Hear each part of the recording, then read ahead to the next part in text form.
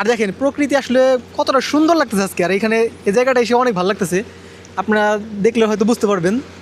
আমি স্যারকে একটা প্রশ্ন করতে চাই যে স্যার, এই যে এত প্রকৃতির কাছে চলে আসছে আমরা অনেক, তাই না? মনে হচ্ছে যে আমরা কক্সবাজারের একটা ফিল পাচ্ছি এখানে এসে। আপনি এই যে স্টুডেন্টদের নিয়ে এত প্ল্যান করছেন, আসলে তাদের নিয়ে আসলে আপনার আরও কী কী প্ল্যান আছে অলরেডি আপনি বলে ফেলছেন। এখন আপনার অনুভূতিটা কী? এখন এই অনুভূতি থেকে কিছু বলেন, এটা নেন। আচ্ছা, থ্যাংক ইউ শাহেদকে।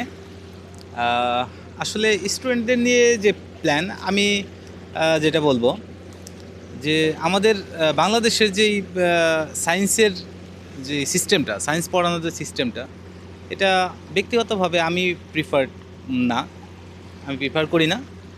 কারণ হচ্ছে এখানে সব কিছু লেকচার মেথডে আর মুখস্থ নির্ভর যে পড়াশোনা। আমি চাই আমার স্টুডেন্টরা এখান থেকে পুরোপুরি বের হয়ে আসুক। আমি এমন একটা সিস্টেম চাই যে সিস্টেমে একটা স্টুডেন্ট কখনো মুখস্থর যে চাপটা এটা ব্রেনে নেবে না।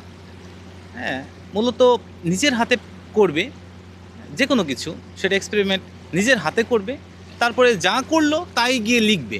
হ্যাঁ, পরীক্ষাটা এখানে অবশ্যই ফ্যাক্ট, কারণ অনেক দূর যেতে গেলে অবশ্যই ভালো একটা রেজাল্ট প্রয়োজন।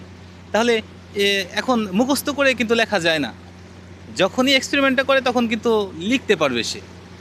অবশ্যই পরীক্ষা, কিন্তু তারপরেও জানতে হবে। এবং যখন সে ভালো রেজাল্ট করবে, পাশাপাশি কিন্তু একটা বিজ্ঞান মনস্ক অ্যাক্টিভিটি সে দেখাবে, একসময় বিজ্ঞানী হবে, এখান থেকেই তো বিজ্ঞানী হবে। কিন্তু মুখস্থ নির্ভর পড়াশোনা থেকে কখনোই একটা ভালো কিছু করা সম্ভব না। বিজ্ঞানী তো অনেক দূরের ব্যাপার।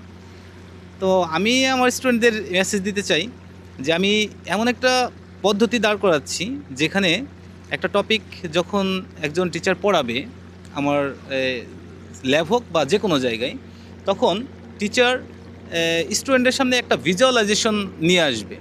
মানে ওই টপিকটা চোখের সামনে সে দেখতে পাবে অথবা নিজের হাতে করতে পারবে, তাহলে সে ফিলটা করবে। যেমন আমি যে প্রকৃতি, আমি যে যদি দেখাও প্রকৃতির একেবারে কাছে আছি। হ্যাঁ, ঢেউটা কিভাবে হচ্ছে আমি কিন্তু ঢেউয়ের উৎপত্তি স্থল মানে লক্ষ্য করছি। হ্যাঁ, পানি যখন একটা জায়গায় কেউ একটা পানিতে আলোড়ন সৃষ্টি করছে, ঝাঁপ দিচ্ছে, কিংবা একটা স্পিডবোট যাচ্ছে, তখনই পানিতে যেই আঘাতটা করছে সে আঘাতে পানিটা ফুলে কিনারার দিকে চলে আসছে, এবং একটা অণু আরেকটা অণুর উপরে উঠে এসে পড়ার কারণেই কিন্তু ঢেউটা তৈরি হচ্ছে। অনেক স্টুডেন্ট আছে এই ঢেউটা বাস্তবে দেখার সুযোগ হয় নাই তাদের। আমার মনে পড়ে গত ক্লাসে আমি ক্লাস নিচ্ছিলাম, একটা স্টুডেন্ট সে ধান গাছটা কেমন সেটা চিনে না। ধান গাছটা কেমন এটা চিনে না। তো ধান গাছ যদি না চিনে তাহলে ধানের ব্যাপারে সে গবেষণাটা করবে কি করে? তো প্রকৃতির কাছে যদি না যায় তাহলে সে গবেষণাটা করবে কি করে? আমি বোঝাতে চাচ্ছি যে কোনো কিছু চোখের সামনে দেখা আর বইয়ে পড়া এটা কখনো এক হতেই পারে না।